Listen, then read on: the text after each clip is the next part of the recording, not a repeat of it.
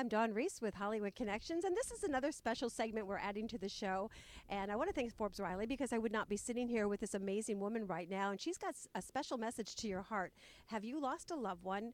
Do you still grieve? I went through that with a divorce at one time, and it took me years until I went to comedy school to break that habit.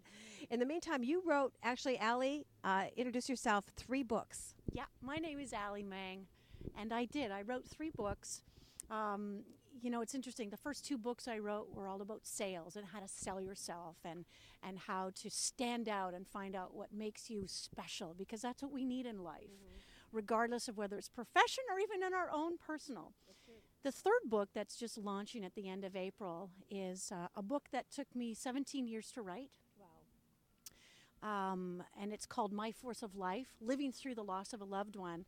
And it talks about losing my mom. We admitted her Monday, and the next Monday she died. And then 6 years later, my sister took her own life to suicide. So I kind of feel like I'm a bit of an expert at dealing with this. And, everybody is having to face losing their parents.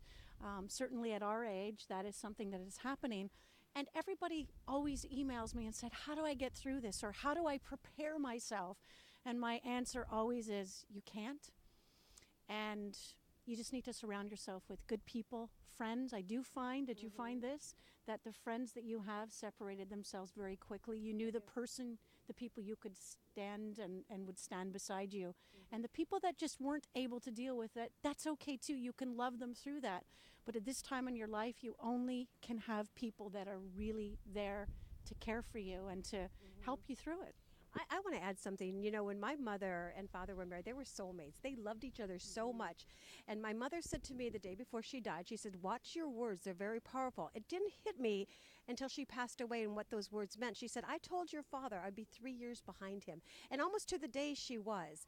And so if people are trying to prepare themselves, watch your words. Watch what you say, because they are powerful. And when they go out there, you're bringing that onto you. And that's very important. And that's what happened. And my mother said that to me. And words are very important. Words are very important to other people and to what you do in this world. It's a really, really good point. It's funny when we have these moments in life, it's those simple things that mean most. The last moment I had with my mom, it was Saturday. My book starts on Monday and goes to Monday. One of my favorite books when it came to when I lost someone was Tuesdays with Maury. I found it to be inspirational, incredibly sad, but somehow it lifted me up, and that's what I wanted this book to be. I think that when we're dealing with grief, everyone shares a different story, but we all need to be able to cry. And a lot of us are... And some people don't. I have to say this. I want to say when I went through my divorce, I went through my divorce back in the days. I was young, and I would get my nails done, and I'd be just sobbing. She goes, did you just lose somebody? And I said, I went through a divorce. Yes. And they don't realize that grieving has to come out. Yes. There's an important message for Lori Dickinson. She's one of my Beauty Queen reporters that was just killed in a car accident, 20 years old. Family's having a very hard time. What from your heart would you say to Lori, because you've been through this? Surround yourself with good people, even if it's that one friend that will just sort of say, hey, it's going to be okay. Life is second to second when you're dealing with grief, isn't it? Right. And I think that having the strength to go down as far as you need to go, knowing